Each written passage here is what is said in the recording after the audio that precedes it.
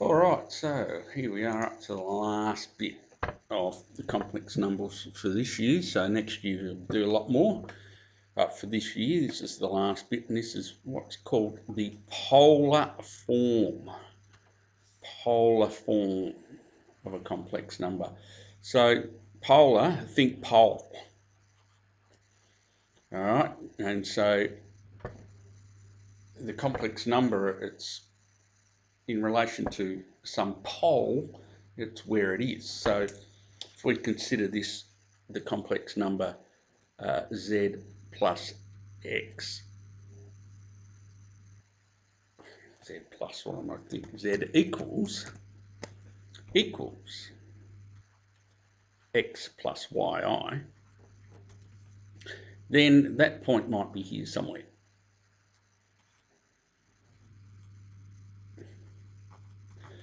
All right, so if we're comparing where this point is to some pole, and our designated pole is not any random pole, but here, the origin. So what are we going to need to know if we want to know how to get to this spot here in relation to there? Well, there's two things we're going to need to know. Oops.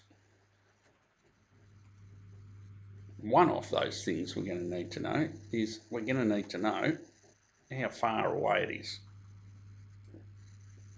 Call it R. The other thing we're going to need to know is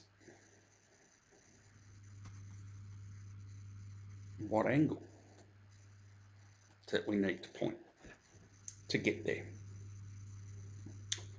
All right, so the polar form uses the distance from the origin and the angle. Now we're always measuring our angle from the positive real axis. So this is the positive real.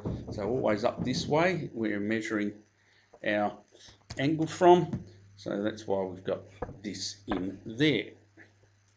All right, so there I've just written that. The polar form uses the distance from the origin and the angle measured anti-clockwise from the positive real axis.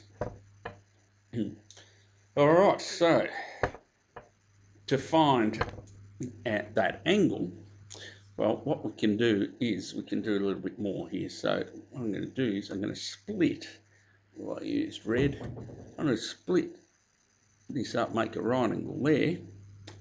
Then this side of that triangle is the same as y, and this side of that triangle is the same as that x there. And that x and y came from this up here.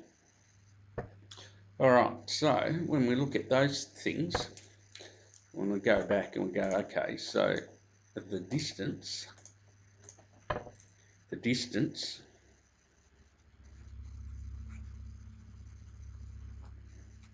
is equal to r. And now when we have a look at that r, to work out what the r is, so notice we've got a right angle triangle here. And so our old friend Pythagoras says that r squared would be x squared plus y squared. That's what our old friend Pythagoras said. So r, of course, if we want to know what r is, we need to take the square root of it. Now, in this case, we're talking about a distance, so negative distance doesn't make sense.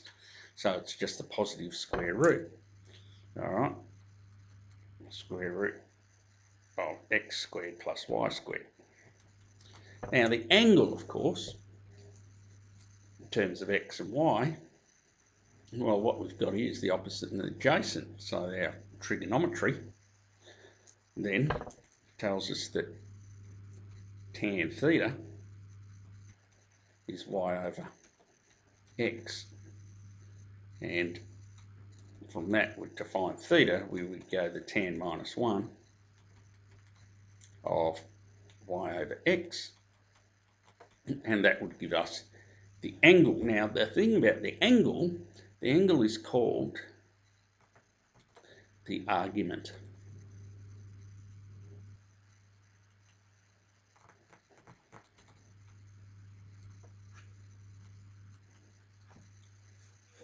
All right, it's called the argument of z, which is interesting that it's called that, but that's what it's called. All right, so there's that.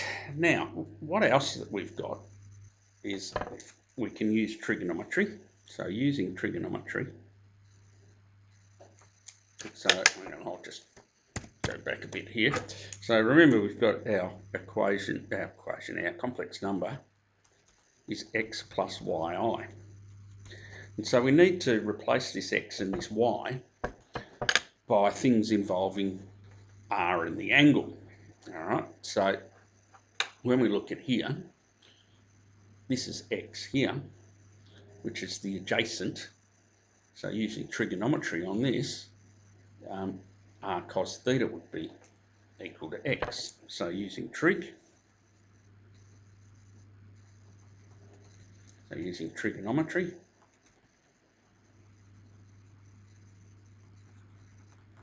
we get that x equals cos theta, theta, and the y, this one here, now that's opposite, so that's sine, sine theta. So y is r sine theta. Now if I replace the x and y here by those two things, then I get that my complex number is r cos theta plus r sine theta I. Now, of course, r is a common factor, so let's take that out. And I've got cos theta plus, I'm going to put the I in front for a reason that will become obvious now. Now, of course, mathematicians don't like to write all that stuff if they can have some abbreviation, and they do have an abbreviation. And their abbreviation, to get it, what they do is they use the C, the I, and the S. C-I-S, cis. So, what does cis mean? It means cos plus I sine. All right. So, this back here, back over here, we can then rewrite that as r cis theta. All right, and that's how we would eventually write out z as r cis theta. Now, what I didn't point out earlier was this bit about the r. This r, I'll probably put a note here, r is also the modulus of z.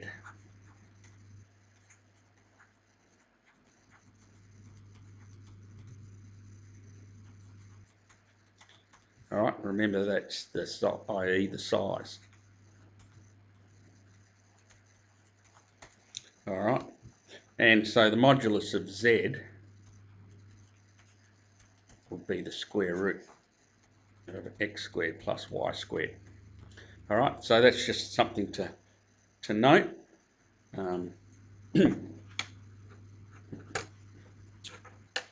For us, because sometimes you might see that modulus of z and you might go, well, what does it actually mean? So the modulus of z is actually this distance out here between here and here. All right, that r. So if you're going around in a circle, that'll be your radius of that circle. So the pole that we're measuring from is the origin, how the distance, straight line distance from the origin, and what angle measured from this real axis is what we're talking about. Now, of course, this angle, like you could keep going around in circles. And so there's plenty of ways you could talk about the argument. But what we do is for the angle, restrict the domain to between minus pi and pi. and write this as argz, so capital RZ. So whenever we're writing the argument, we use an angle between minus pi and pi. Okay, so that's convention. You need to remember that convention. All right, because that's an expectation. You need to know that. You need to be representing. So let's have a look at this. We've got z equals 2 plus 2i expressed in polar form. All right, so the r, for example, remember is the square root of the x squared plus the y squared, which again, of course, is the square root of 2 squared plus negative 2 squared. So square root of 4 plus 4, square root of 8, which you know is 2 root 2 when we simplify it. Now the next thing here is tan theta. So tan theta is y over x, which is negative 2 over 2, which is negative 1. And when we go tan minus 1, so theta is tan minus 1 of negative 1. Now, tan is negative in 2 quadrants. All right, so it's either the second or the fourth. Now, our reference angle would then be pi on 4.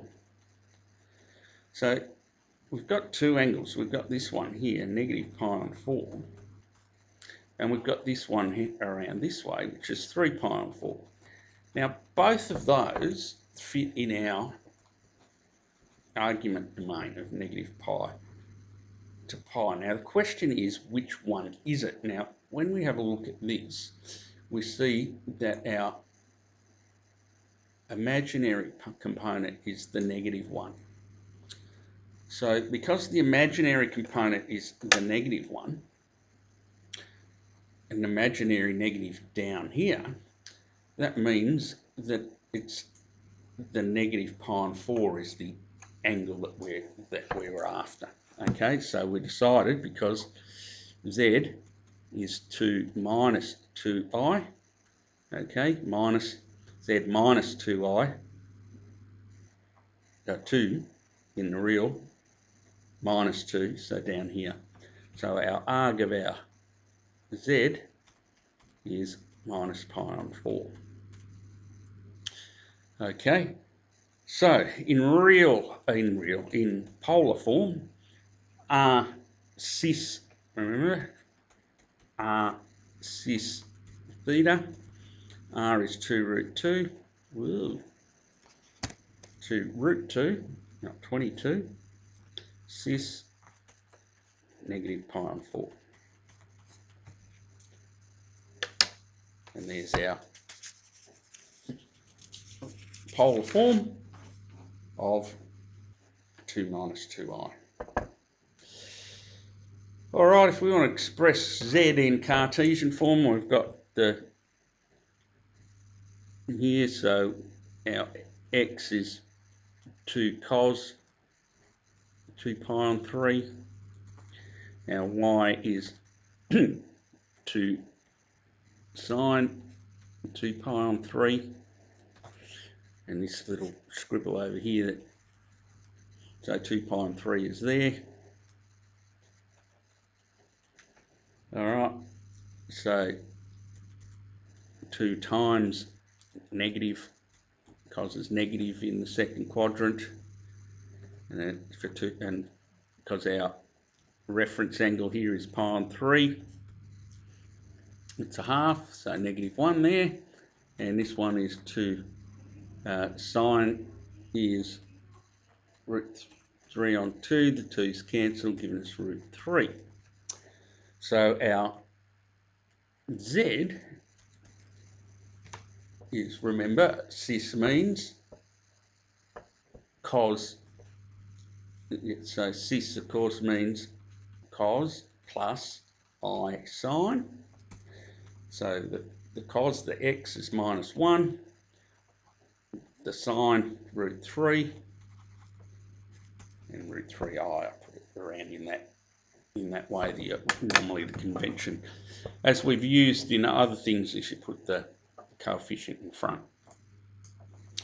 All right, so that's turned that back into Cartesian form. All right, so you might be thinking, what is the point of this? Well, the point of this is for multiplication and division. Now, we've done multiplication and division before, and they're a bit tricky. And the ones we did before were just like two complex numbers that we multiplied together. But if we get more, or we've got powers or whatever, then it becomes more tricky if we're going to do it as we did it before in Cartesian form. Polar form, much easier. So I've got two, Z1 and Z2, R1 cis theta 1, R2 cis theta 2. Then when we multiply, we simply multiply our R's together and add our angles. And when we divide our R's and subtract the one that we're dividing, we subtract that angle. All right, so makes things much, much easier. So here's some examples. So let's have a look at A. Z1, Z2. So if we're following that pattern up here, we multiply our two R's, our two magnitudes, our two moduluses, and we add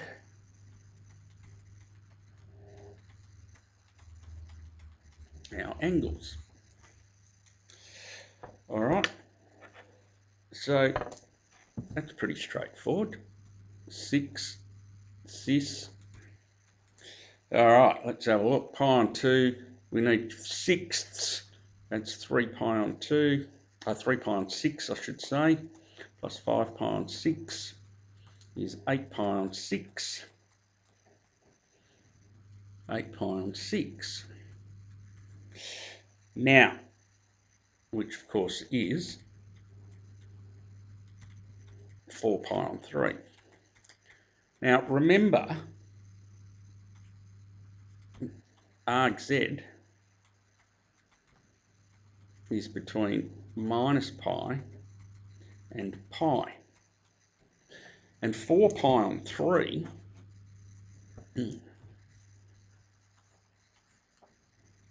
4/3 pi is around here.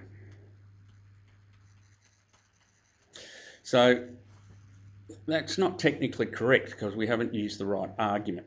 So what we've got to do is use this angle around there and that angle around there. Hopefully you figure that it's -2 pi on 3. So the correct way that we express this angle is 6 cis -2 pi on 3. All right, so don't forget about that argument part where that's got to be in between -pi and pi. The negative pi's are not included, but the pi is. All right, so part B. B is dividing. All right, so B, glad I gave myself some extra. B is Z1 over Z2. All right, so what we do is we take our magnitudes, our R's of each of those. So R of Z1, 3 and 2, so 3 over 2.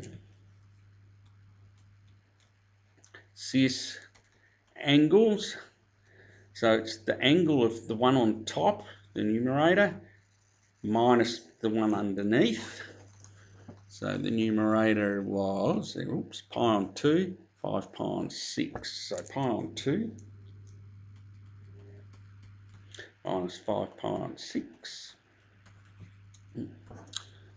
So pi on 2 is 3 pi's on 6 minus 5 pi's on 6 gives us -2 pi's on 6, which is -pi on 3. And that, of course, is no problem with our argument there. So 3 over 2 cis negative pi on 3. All right, so there's our polar form, converting to, converting from, and then using our polar form for multiplication and division. So if they weren't in polar form, you'd either go and do that algebraic that we'd done before, or you would change them to polar form. Okay, so if you've got a number of complex numbers to multiply together, or you're raising one to certain powers, then polar form is far easier than doing all that expansion collection of like terms. Okay, I did mention powers, but we're probably not looking much at powers this year. There's a next year you will. There's a theorem that helps us with that. Okay, so that's it for our introduction to complex numbers for this year. And as always, have fun.